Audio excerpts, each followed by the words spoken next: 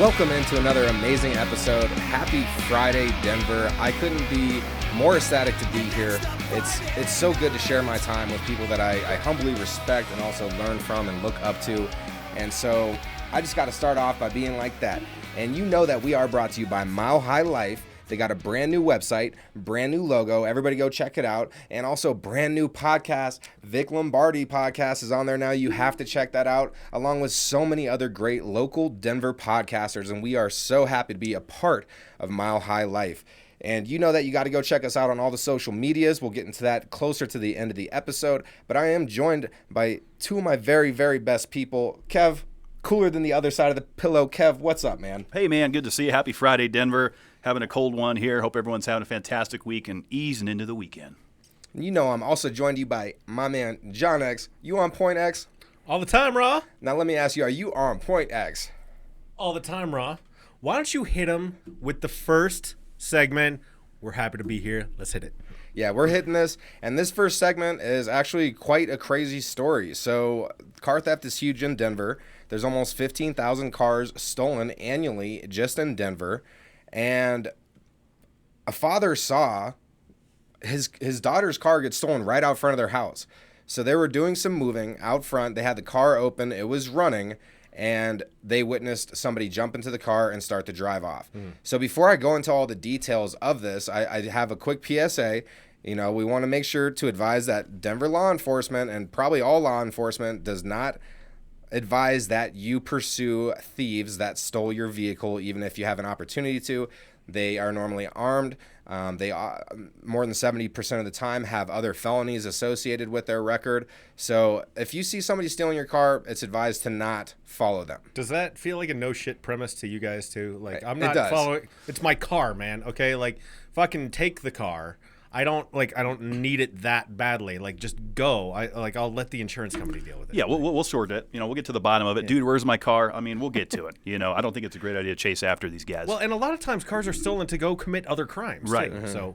Yeah, so you're dealing with that. Yeah. However, the Avery family, they had other plans, okay? they got on the line with... Are you doing a movie trailer? This is phenomenal. No, they got on the line with the dispatcher, and they were like, no, we're not sending out units. And they're like, well, we can still see this guy. We can pursue him. And so they ended up hopping in another family vehicle and going to pursue the car thief. And what ends up happening is they follow it for a while at like a distance, and then the thief realizes, oh, I'm being followed by people that I just stole the vehicle from, turns around and starts chasing them. So then now they are running from their car that was stolen, basically. They still have a police dispatch on the line and are advised to go to the closest police station. And so they do that. At that point, the car thief just disappears, right? Yeah. The vehicle does have GPS, though. So the family's looking at this. The Avery family is looking at it. And then they see that the car is just parked in a parking lot in Aurora. And so they go to check it out. The car is sitting there running. Nobody inside of the vehicle. And then they got possession of their vehicle back. So this whole story is quite crazy. My dad's had his vehicle stolen out of his garage. Like, people will go around with like garage fob units and just see what garage opens. They try to calculate the frequencies like in Gone in 60 Seconds. Totally. Yeah, my man. I had an attempt in my car because my window's busted and I have it taped up, but it's taped on the inside and outside. Somebody ripped all the tape on the outside trying to get in. Have either of you ever had a vehicle stolen or dealt with anything like that? No, but I have been robbed. We were gone for the day. They kicked in our back door and took a bunch of shit. It was 4 days before Christmas. Oh, jeez. My daughter was like 2 months old, or a year and 2 months. What the fuck? I don't know. She was young, man. But they took the crib sheet out of her bed to use as a bindle. So that feels like a violation. Like they put all the shit in her crib sheet. That was a bad feeling. Yeah. Yeah, that's terrible. Yeah. That's absolutely terrible. And, you know, there's nothing worse than a thief, honestly. Grand Theft Auto is obviously a big thing on the Midwest. We see it a lot here in Denver. This is a crazy story. But, yeah, to echo what we were saying earlier, it's not a good idea to run after it. I mean, whether you're armed or not, it's just not a good idea because you don't know what that's going to lead to. They probably have guns on them, you know? Oh, absolutely. And they also, like, found a saw in the car that was being used to cut off, like, catalytic converters or whatever. Yeah. Well, that's big spending right now. That's a big deal. Art, I'm almost sad you didn't do this like a movie trailer, like one man, his daughter. The thief who didn't expect to be chased. It ends in Aurora. Anticlimactically. Tune in. I don't know. That could have been fun. That was pretty good, Could have been John. fun, but one thing that I've always found a lot of fun in life is doing things that kind of break the rule. You got to break the rules a little bit. Like car theft? Well, maybe not that far. That's a little extreme, But Art. jaywalking, okay, is something that I've broken that rule a lot. You get a mild throw from jaywalking, do you? And I do, especially when the cars are coming fast and you have to speed it up. You like playing Frogger with the fucking traffic? Apparently, Denver's moving to decriminalize jaywalking, right? So this is not something that is decriminalized as of yet. So you can still get a ticket if you're illegally crossing the street, not in the pedestrian crosswalk. I don't know about this. If it passes and they decriminalize it, do you think that it's going to increase the amount of jaywalkers, or that it's just going to stay the same? I don't think it's going to make any difference. And honestly, people getting tickets for jaywalking, I mean, unless it's Harold and Kumar. Did you ever see that movie? Yeah. Where they're like, he's like, no, we can't cross. It's not time yet. And the second his foot hits the pavement, the lights come on. I mean, come on. It's one of those deals. And look, I don't want to hit anybody. We don't want to run into that possibility of vehicular manslaughter or something like that. So you are kind of at your own risk. But I don't really see jaywalking as a major crime. No, I don't give a shit. Yeah, I couldn't care less about this. I will say when I'm downtown, obey the crosswalks though, because there's a lot of one-ways down there, and there's a lot of turning vehicles, and people will walk against the signal and fucks up everyone. So like literally, those signals are there for a reason. To get a ticket for it though, I mean that's just revenue collection for the government. Yeah. Now, What is it? now Probably John, I $50? picture you being an avid jaywalker, like whenever you get a chance. Yes. Yeah. Yeah. I don't think of it that way because this law is bullshit. Well, yeah. See, if I'm hammered downtown and we're leaving one place and I'm like, oh, we got to run over to this place to get the taco truck or something, we're running across the street, assuming the coast is clear. Look, You assume correctly. you would have to be a really honest person in life to have honestly not jaywalk. never jaywalked. You're like, no, I'm not jaywalking. I'm not doing that. That breaks the rules. What are you, Ned Flanders? Like literally, I'm always a rule follower. I always a crosswalk. Always wait for the signal. No, give me a break. Yeah, I'm gonna jaywalk it out, and whatever. Who cares? I don't think it's gonna decrease, increase anything. It'll probably all remain the same. You know what Snoop's gonna do? What's he doing? Cripwalk. So cripwalk and the jaywalk, like just. What if we Michael Jackson it and moonwalk across? Oh, moonwalk. Yeah. There you go. Which is there something you I'm go. not Let's good at doing. decriminalize all walks. Let's do it. Except for maybe goose stepping. Let's make that one. Decriminalize the walk. The crab walk? I don't know. The crab walk.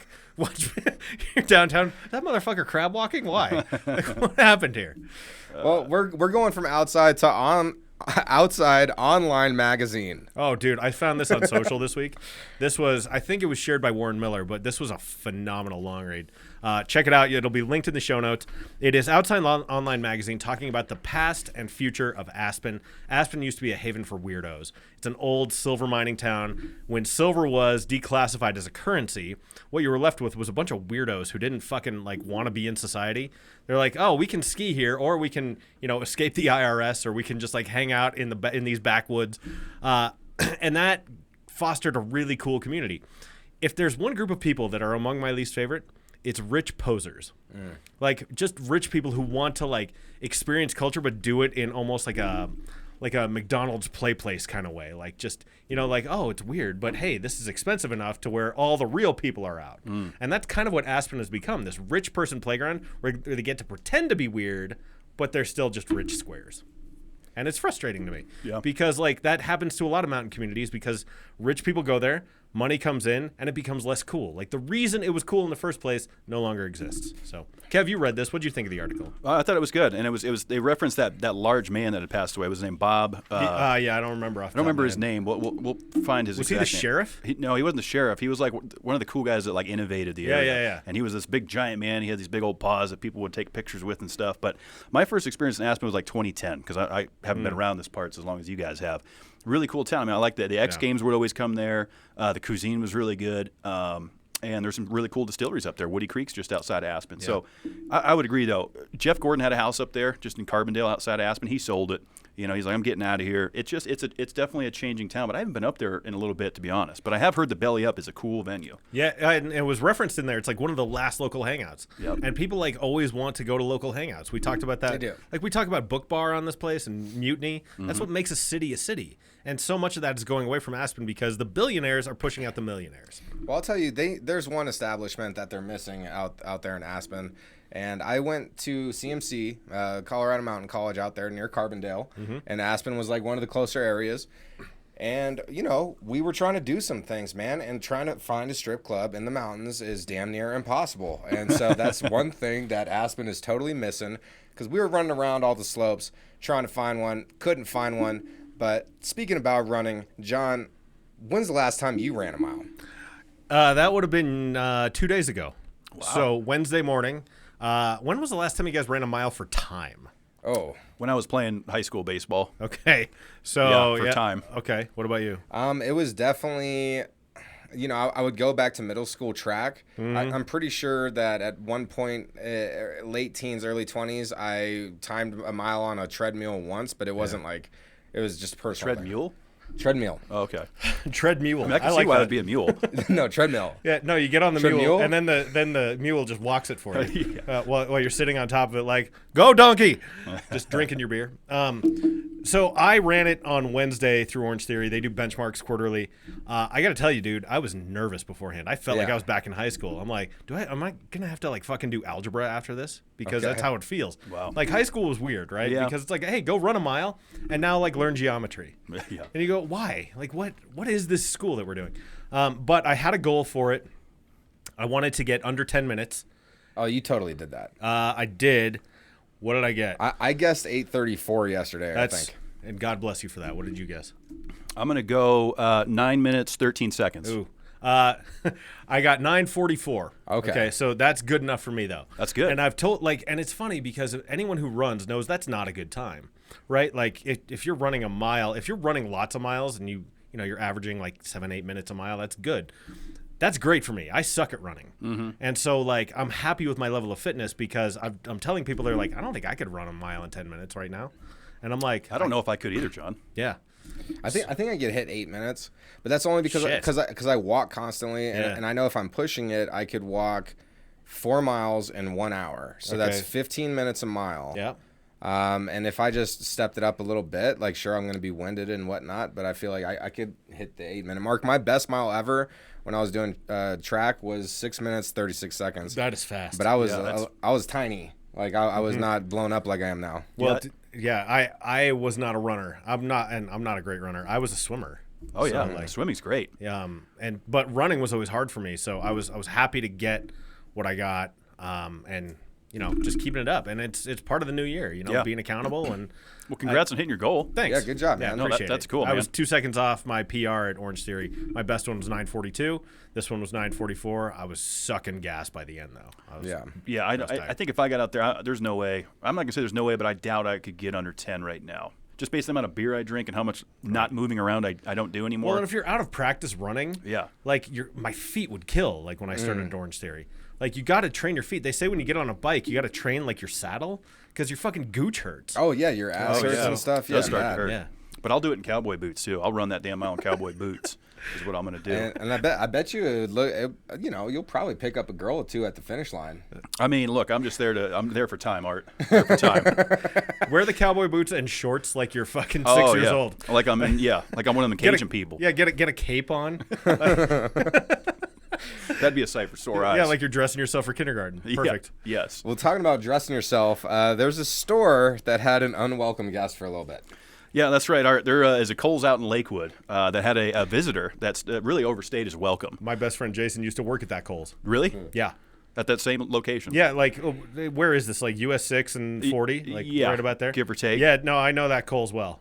Yeah, so there was a ringtail cat, guys, and a ringtail cat, I had to, kind of refresh what the hell that is. First of all, when you hear that, you're like, oh, it's just some kind of maybe stray cat or something. It's actually a cousin of the raccoon family. And when A raccoon! A raccoon. A raccoon? Yep. And That's for my wife. I love you, darling. A recluse raccoon? A recluse raccoon. Yeah, so this ringtail cat, guys, he was chilling in the shoe department. He was checking out those kicks. And that's where he was living off the shoe boxes. He was eating the ceiling tiles. And so they started putting all these traps out. And this ringtail cat was dodging all of them. He's like, man, you ain't catching me. 3 weeks it took to get this thing. He's in good care now. Pretty crazy story, though. That is crazy. I mean, 3 weeks to go, there's people in the store, this and that, and this thing's just sneaking around during the day. I mean, hiding during the day, sneaking around at night. Like, that's a total Pixar movie. I could see it already. Sort of, except it's eating ceiling tiles and shoeboxes. It reminds me of a David Tell bit. It's like you give me an onion, a shoelace, and a Mr. Coffee, and I'll make you some hobo chili. That's exactly what this thing was doing. It was just making hobo chili in the ceiling tiles of Kohl's for 3 weeks. That's wild. So it's pretty wild. Interesting fact, because it's part of the raccoon family, right? It is a cousin to the raccoon family. Cousin to the raccoon. The raccoon has the most nerve endings out of any species in their fingertips.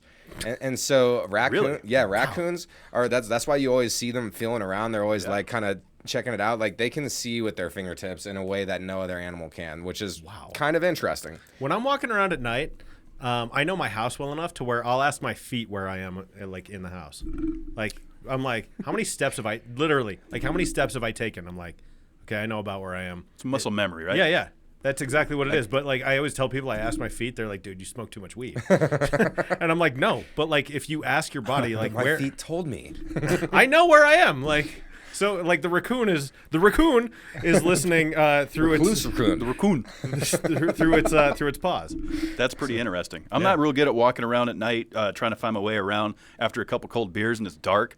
I have to do the Frankenstein, put my arms out. Oh no, feel I'm good for at things. That's pretty impressive. Now, there is a fun challenge, and then we'll keep moving, but there is a fun challenge that Kevin and I used to do in this building, is we would make one person close their eyes off the elevator and see who could walk back to the studio. That's difficult. With their eyes closed, and we would also have a game where someone would guide you, and it was like a trust game, like keep walking, wait, hold on, stop, okay, wait. 3 more steps. Yeah. Hard right. Yeah, so it's fun. It's a challenge. That's not to say the least. You guys spend way too much time together. To say the least. As long as you're smiling. But people that probably aren't smiling is people who had submitted custom license plates in Denver, and a bunch of these DMV rejected a bunch of different ideas for custom license plates. Yeah, they sure did. Over 140 of them, in fact. And we were kind of looking through this list before we jumped on the air. We got the whole list. There is some funny ones, guys. Like literally. These John, are that was a solid print. That's we have them all SLP. here, guys. And of course, John, they'll be in the show notes down below for people to look through at their own leisure. There'll be a link to this. But just some of these on here are absolutely ridiculous. We can't say some of these on here. No, there's some race shit in here. Yeah. We can't there's say some really of them. off-color stuff. I mean, we'll say so. Like the first one is just AYFKM, which has got to stand for "Are you fucking kidding me?" Yeah. Right. Yeah.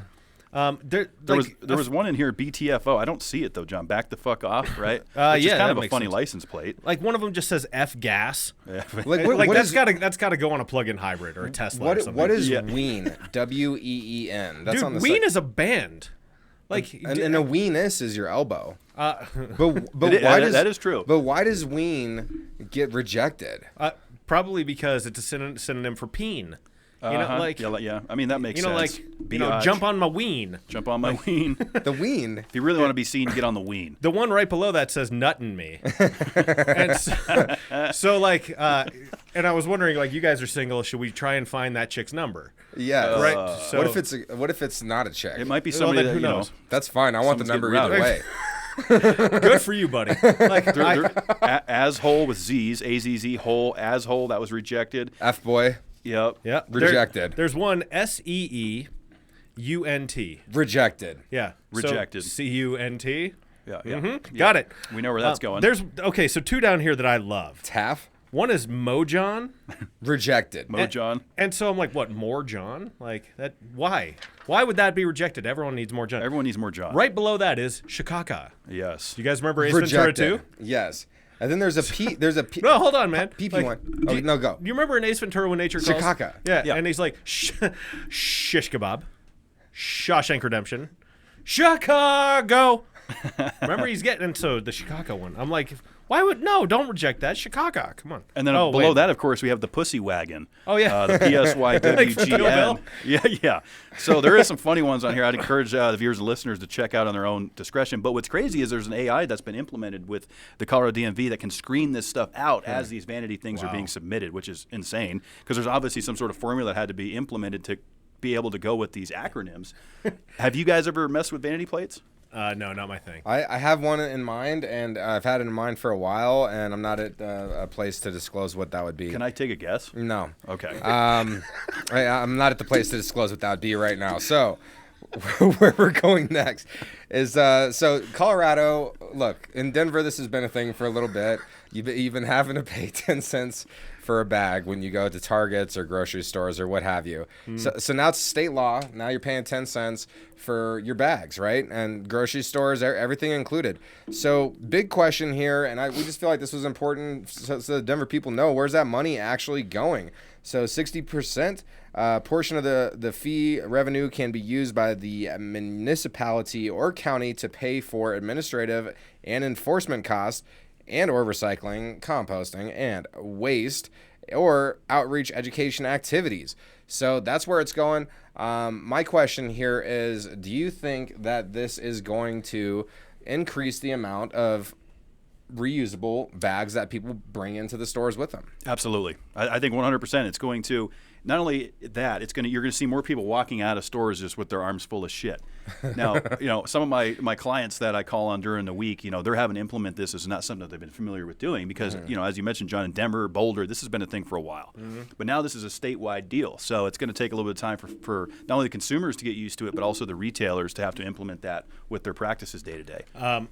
My counter argument is no, it won't, because this is one of those things that's well intentioned, but is a solution in search of a problem. Because there are so many reusable bags, and it's so much more carbon intensive to create a cloth, cotton, or plastic bag than it is for a single-use plastic bag. One study on CNN that I saw, in prepping for this show, said you have to use one of these things 7,100 times to eliminate what it would cost, or the environmental footprint of one single-use plastic bag. 7,100 times. But on average, that's the outlier. On average, it's 10 to 20 times. I don't know many people who have used their reusable bags 10 to 20 times, right? A lot of these things end up in landfills. Have you ever shopped at Trader Joe's? Yes. Is there more to that? Was there a follow-up question? No, people bring in reusable bags all the time. Yes, I'd say that's the exception. They've made that part of their culture. Yeah. Right? Same with Whole Foods. Yeah. But the cloth ones, I don't know, man. I worry that this is going to create more problems than it's actually attempting to solve. I think you might be onto something there, John. I thought the same thing. It's like the egg thing that you brought up. Oh, yeah, the egg deal. No, I think, like everything, right, on paper, there's good intentions behind it. You understand why they're trying to go in this motion, and they're trying to get rid of plastic altogether by 24. Yeah. Yeah. That's a pretty tall order because, a lot of people use this to do cat litter or, dog turds in their yard or whatever. I don't know. I'm hopeful that it does what it's intended to do. Yeah, I would agree with that. But I'm a little skeptical. Yeah.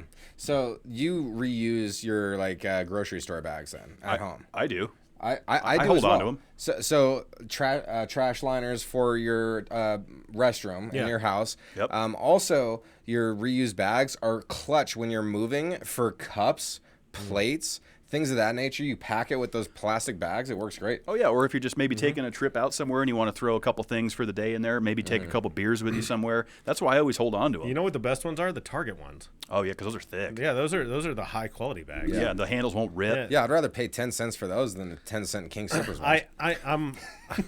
I'm one of the people who I pay the money for the plastic bags because I get a lot of use out of them. Sure. So now, are you going to cheat the system when you're doing the self checkout and it asks how many? I don't know. I'm honest. Getting? Yeah. No. That's probably good. That is good. I've already cheated the system, so. I self-report every time I jaywalk and I write myself tickets for it. So when you write yourself the ticket, where's that revenue going? Right back in my pocket. I love it. You got to pay the boss, right? No, it goes to the wifey. Yeah. Well, yeah. Whoa. Well, and I also have kids. So, yeah. I mean, I know where my money goes. It goes into no mystery. It's the Ekstrom Family Fund. That's right. Okay. All right. Oh, I like my it. Goodness, that's hilarious. I can handle that. Well, I know a lot of people in sports are super excited. We got the NFL playoffs right around the corner. That's right, guys. The wild card weekend's here. There's some good games coming up this weekend. I'm a Patriots guy, as you know. Denver's knocked out. Not a great season for Denver. Pats got knocked out completely, right? Yeah, we're out. Yeah. We had a chance against Buffalo. We had to beat Buffalo to get in. There was a lot of emotion riding on that game. We just couldn't get it done, but Belichick's coming back for another season. So turning our attention, we got Tom Brady taking on the Dallas Cowboys, right? That's going to be the final wild card weekend game. But if I had to guess right now, I really feel like Buffalo and Kansas City are going to fight it out for the AFC title. And definitely Philadelphia on the other side, and I want to say Tampa Bay will make it to the NFC Championship. Okay, for me, I don't care about the NFC, so I don't really follow it. Like I'm not into it. I kind of am pulling for the Jaguars. Ooh, Because Jacksonville. Tony Khan owns AEW, and I'm a big pro wrestling mark like that. He also does all the analytics for the Jaguars. And then I know they're in your division. You don't like them. The Bills. Of course. Bills Mafia. I mean, you gotta. They're jumping through tables at the tailgates. There's like butt eating going on in they're the parking nuts. lots. They're Like crazy fans. dude, they're like Google Bills Mafia. It's fucking insane. Well, not only that, they have a lot of emotion riding the line with this Damar Hamlin deal. Dude, yeah. You know, I feel like anytime a team has something to play for like that, Yeah. you know, unfortunately he's making a really good recovery. Yeah, and it's we really wish him good. continued health and, you know, getting him back on his feet, of course. But that's another reason why I think Buffalo may go all the way. Yeah, they might. Yeah, I mean, we'll see what happens. I enjoy kicking back, watching some sports here and there, but I don't have any money on You got no dog in on the fight. table. Yeah, no dog on the fight, no cat on the prowl. But That's totally how that cliche ends. No dog in the fight, no cat on the no prowl. cat on the prowl. But when I'm hungry, I'm on the prowl for some Sammys. Especially during the winter, I'm on prowl for hot Sammys. You on point, X? All the time, Raw. You on point, X? All the time, Raw, at the Pickle Barrel in Fort Collins.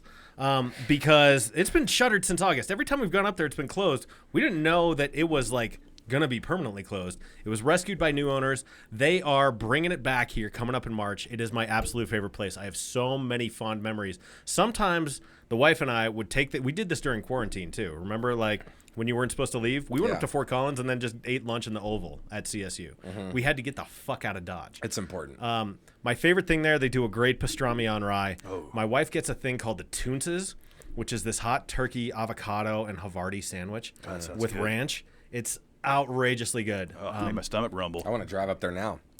It ain't open yet. Damn it. You're gonna be waiting. Not till March. I'm just going to be kicking it. You're just like those old Mervin's commercials, like on the window, like open, I'll just be open. sitting in the parking lot like the Avery's car was. One man, one sandwich. So when you guys get a hot sandwich, what do you get? Usually, Reuben is one of my go-tos. That's nice. So I love a good Reuben. You mentioned, the hot pastrami. You get the sauerkraut on there with the Thousand Island. I would say second to that. Oh man, that's tough. I mean, I got to go with a meatball. I think second to that. Meatball sub. Yeah, I mean, I like the turkey bacon type stuff, and like, look, I mean, there's so many good ones. I'm from Colorado. Quiznos was developed out here. Like, I love the Quiznos stuff. Schnarfs, but you got to see the Schnarf. Like, Snarfs I is want to good. go to like Schnarf. fucking Thundercats? Yeah, I want to go to Schnarf and Schnarf. give me a hot one. Or of course, Chiba Hut has some of the most delicious. Like, I can't just name one. Like, Well, dude, one we've left out so far is a French dip. Like, you gotta love a good Yaju. French dip, well, right? when we're always talking Bullenbush, the Reuben that they have at Bullenbush, So good. That's See, top that's shelf top mustard. shelf mustard. Yes. I'm always busy getting the getting either the fucking green chili or the French onion soup at Bullenbush. Oh, the green chili there's good. Yeah, have you gotten the French onion soup though? I have not It tried comes that. in the same like I- cast wait. iron skillet. Yes. I got that at another place. I felt like I had it with you when we shared beers that time. No, when I saw your you family. were eating at Las Delicias. Yeah, it was. I was. Oof. That was. And you good. like power walked over. I'm always power walking, baby. Do you like get your butt going like George Jefferson? No, but I do. I squeeze my cheeks hella hard whenever the leg comes back. You squeeze that glute. Wow. Really good, and then all of a sudden that mile was like 3 on your ass. Whoa. It was what? It was 3 on your ass. 3 on your ass? Yeah, and talking about 3 on the ass, when we're looking at some racy restaurants, you might want to throw more than 3 on a tip. I don't know what any of that means. I don't either, John. It's a segue, John, into the strip club. It's a good one. Yeah, And so, Denver Business Journal had an article about RCI Hospitality. They got a massive investment here in Colorado. Grange Hall was just recently bought by them. They bought it from Troy Gard, who is like an all-star chef here in Denver, and he's got a bunch of great restaurants. But they bought Grange Hall. They've got other plans. They have a restaurant called Bombshells. They've already bought Diamond Cabaret, La Boheme, and the 2 PTs clubs. And apparently, like, they see this. They're looking at Central City. They're looking at Denver. They got huge plans for Denver. My question is, I'm not like a restaurant guy, right? Like Hooters, Twin Peaks, Tilted Kilt, all that stuff. I feel like I've kind of aged out of that. Yeah. Because those chicks are now young enough to where I'm like, I feel gross. I would agree. Like I'm like, I don't need to be doing this. Like that, I don't. Well, it's like a thirst trap anyway. Even when I was of age, I was like looking at all the other people in there, and I was just like, this place is full of betas. Yeah, it's full of some sad motherfuckers. Yeah, like where they're just like so thirsty. Like creepy old guys like hitting on young women and like trying to lay their charm on them. Yeah. And you're like, God, dude, knock it off. Yeah, that's not good. It just doesn't end well. I mean, obviously these gals know how to make some tips. They know what they're getting themselves into. There's no surprises. They're there. working the system. But you got that creepy guy there with his red chest hair hanging out. You know, there's always one of those guys. He shows up 3 nights out of the week. Yeah. He's there a lot. And, you know, he thinks he has a chance with this gal. But the fact remains, these establishments, I don't have a problem with. Yeah. I mean, look, Like- in my 20s, I went to PTs all the time. Centerfolds, specifically across from Kennedy Golf Course. I spent... Is that done on Hampton? Yes. Yeah. I spent a lot of money in there. Okay, well played. Just FYI. And you know, Hooters, I don't really go there for the views anymore. I go there for the Daytona wings. Yes, the Daytona wings are they're top shelf mustard wings. Okay. Okay, I have a story about Shotgun Willie's. This would be good. So, my wife and I used to be members at the 24-hour fitness that's right near Shotguns. So, like Alameda in Colorado. We were driving back from the gym one day, and we saw on Valentine's Day, and we don't do Valentine's Day. We don't give a shit about Valentine's Day. It's like the thing you always say, like, you know, tell your people you love them every day. Yeah, do it You don't every have to turn this into like the one day that you do it. Yeah. So we just had a friend who had gotten broken up with, and we're like, let's take Saul to this. This is what the marquee said. Valentine's Day, amateur, large lady, strip off. So you show up there, and it doesn't happen until like 11 o'clock at night, and then some large ladies come out, man. I'm talking ladies who weigh like 3 bills. Wow. And they come out and they do it, and like dollars are raining from like everyone's just wadding them up and throwing them on stage. It's one of the wildest fucking scenes. Wow. We did it 4 years. The last year we did it, we decided we can't do this anymore because there was MS-13 on one side and Bloods on the other. And we go, oh, it's going to go down tonight. Yeah, let's Yeah. get out of here. It didn't, but we got out. We're like, we can't.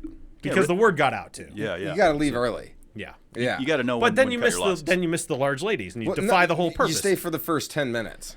Yeah, well, But then you want to see who comes up next. yeah, you want to see who wins because it's a Yeah. contest. Yeah. And so how is it determined? Is there like a unanimous decision? No, Is there no. judges? 1 year we were chosen as judges. Oh, wow. So yeah, that was really something. You'd think it would be on the tip amount. I mean, there's certainly some BBWs in the world, and those big, beautiful women get to, you know, show off a little bit on that evening. Yeah. And guys are into that. Where, yeah, And gals. Wherever, like, however you're doing it, it's fine. But if you're going out to the strip club this weekend, amateur large lady strip off, probably not till Valentine's Day.